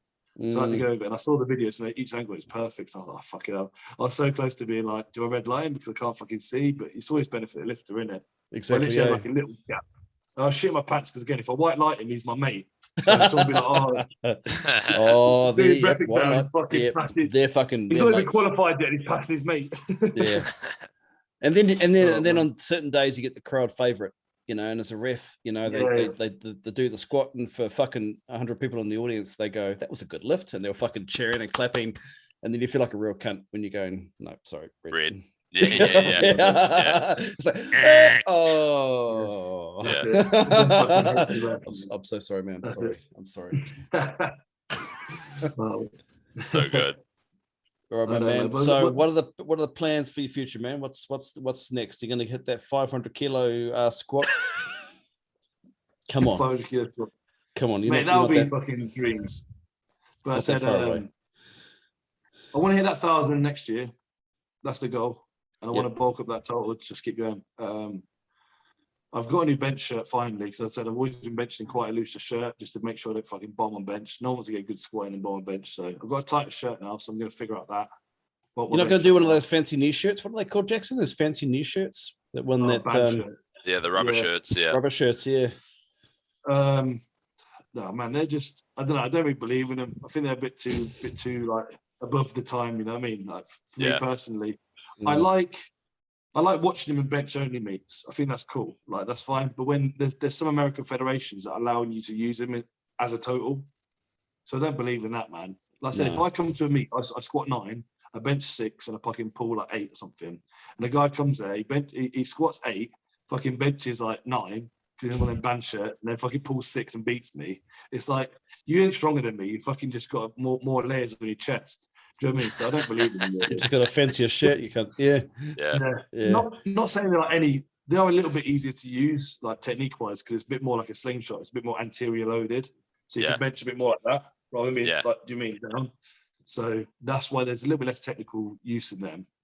So I'm not going to slate them, because I think that at the end of the day, technology always, like we talked about earlier, we were laughing at Andy Bolton's wraps. Yeah. Do you know what I mean? Like, so we laughed at Andy Bolton's wraps because they were into Z wraps. They were fucking just stretchy. They weren't that tight compared to what we use now. A lot stiffer. So technology is always going to go forward with powerlifting.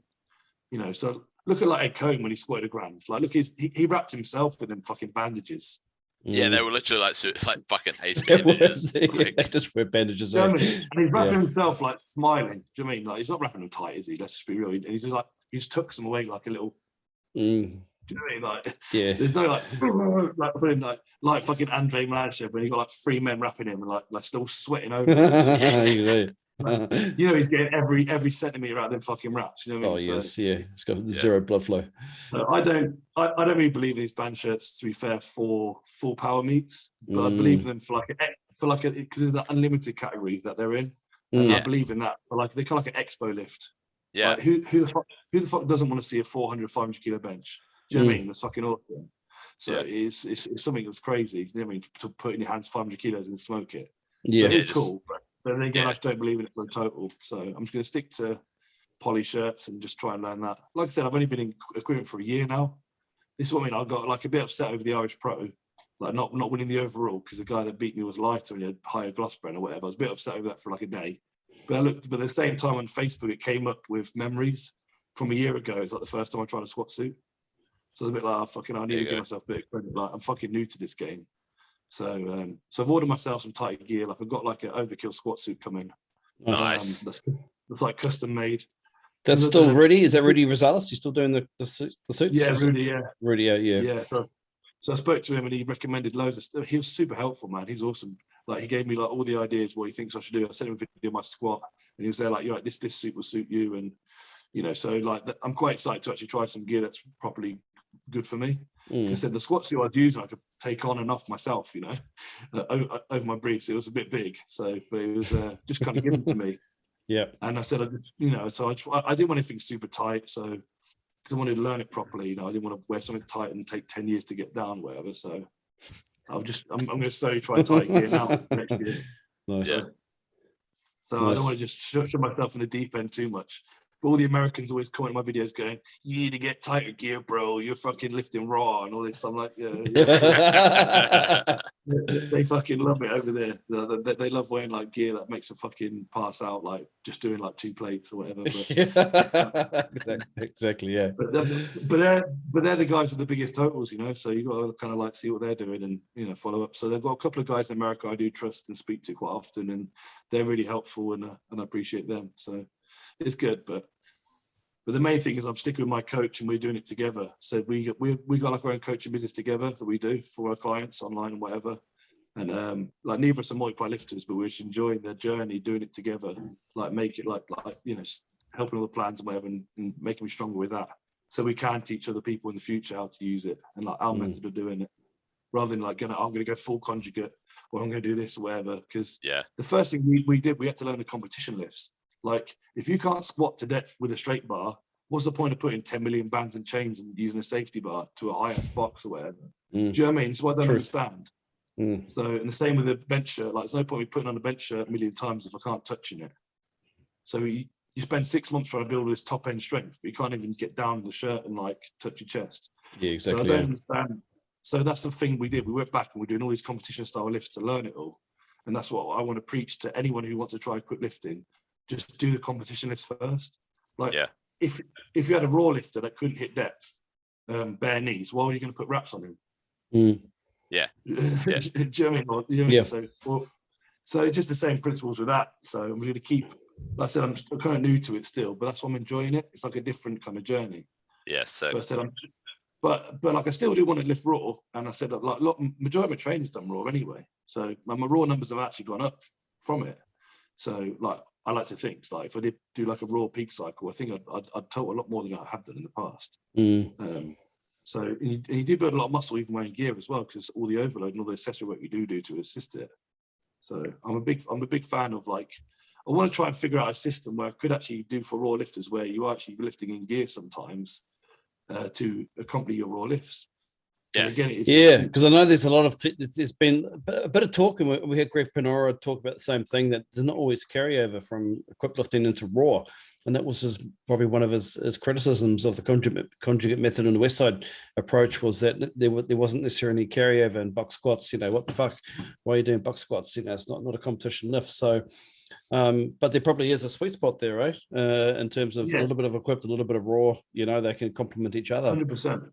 Yeah, it's more like the squat stances aren't going to come each other too much. So if you squat raw and wraps with like your knees like inside shoulder width, like how are you going to really get much out of wearing a pair of briefs with wide stance? Then again, would it make your hips stronger for other things? Because that's where you fold. Like if you're folding because your hips aren't that strong, your back's not that strong. It's just one of the things I want to try and figure out. So I said I've got a few lifters that are willing to try some raw stuff, some quick stuff that are going to be competing raw for the next couple of years. So it's only the same as like whacking a slingshot on someone and saying hold this weight. So if I've got my lifter girls, I can literally put a bench shirt, any of my girls, they can bench in it because their technique is so technical with it. So I'd like to like put the girls in shirts and whatever and get that weight in their hands. Like I said that I did with that Jordan the other day with like 80 kilos, but 82.5 kilo benches, she benched 120 in a shirt. So she had 120 in her fucking hands and she didn't flinch. Do you know what I mean? Yeah. We did this crazy variation last week. So we put a comp max on the bar and she did an 8-second pause at the spotted part of the press. Wow. And then bring it down and press it. And she did it like RPE 9. So, do you mean that's a, do you mean? So she held it there for 8 seconds like it was nothing, when that's where she normally fails to lift. And that was her competition max, and she's 9 weeks out. Shit, that's awesome. So that's what I mean, putting her in a shirt with 120 was like scary at the time. So I was like holding the bar. I was like, please don't drop this on your face. At the same time, she fucking owned it. Do you know what I mean? So there is a carryover. Jackson, it's a shame we don't have Hamish on the line, because a 9-second pause is, I think, pretty much what he gives people when he's reffing, isn't it? A 9-second pause, would you say? Yeah, pretty much. Yeah. Yeah. Although I've never seen him do it and train himself. No, exactly. Yeah, touch and go. I actually commented on his when Nationals was still going to be on, and he did his last heavy bench. I went and I like giving him a bit of a rack up, you know. Yeah, that's what I love about powerlifting. A little bit of rack up here. Yeah, I said, I thought you were supposed to pause it. I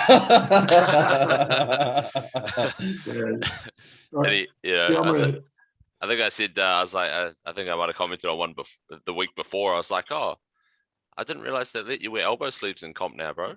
So he's like a hypocrite, right? Yeah, it's pretty funny though. No, he's you good. Always catch up people on Instagram. It's funny when people do talk stuff like that all the time. You watch their own training, you're like thinking, yeah, you're acting like your shit don't stink, mate. But look at your fucking training. Yeah, exactly. Yeah. Did you guys see? Did you guys see the? Call out yourself, you know. Yeah. Did you guys see the post on King of the Lifts the other day? There was a guy. He's got big, long fucking orangutan arms, and he was doing deadlifting, and it was a bent bar. And I think he only had to lift it, 3-4 inches off the ground. Big fucking long monkey arms. Oh, people just lost their shit. They blow up, They lose. They were like, that's not a fucking deadlift. And they were losing it. They were just, this guy's gifted. You can do he's got a strong deadlift. He's got long arms, good on him. But they just, people don't realize they lose their shit, but they're always the people that don't even try hard themselves, The same people who they're not lifting anything significant themselves, so they put the effort in anyway. So like, soon they see someone fucking with like a 4-inch range of motion on a bench or whatever, they're arching up to fuck or whatever. They're like, that's not a bench, that's fucking bullshit or whatever, That's, and then you watch them pressing their videos, they're like fucking all the way down, all the way up, wherever, like with no technique, doing like fucking 2 plates, and they weigh like 140. Yeah, exactly. Yeah. The thing is that like, if I could, I would fucking do it. Oh, look, we all would, 100%. I would do like a fucking 4-inch range of motion bench. I would have my feet touching the plates on sumo and like lift it 2 inches. I would 100% do it, but I just can't. You know what I mean? You can. Yeah, I've tried sumo before, and I said, because everyone goes, "Oh, you'd be a good sumo puller, whatever, because your legs or whatever." I've tried it; it just wrecks my fucking hips, especially when I'm squatting. Yeah. So it makes my squat go down. So I'm like, it's not going to build my total. Do you know what I mean? So I've tried sumo a million times, especially when I hurt my back, because it does. It's quick to recover from for your back, but for your legs, mate, it fucks them if you're like a wider squatter. And I said that I'm lucky I did find the bench with the wider grip, because that saved my shoulders. But again, it's not for everyone. And again, I've got quite long arms for my height. So it did help me. The range of motion's gone down a lot. So, and again, I just got more mobile on my back. It's like when someone says to me, I can't arch, I'm like, do you stretch? Do you do mobility for your fucking T-spine? No. Well, then that's why you can't fucking arch. You know what I mean?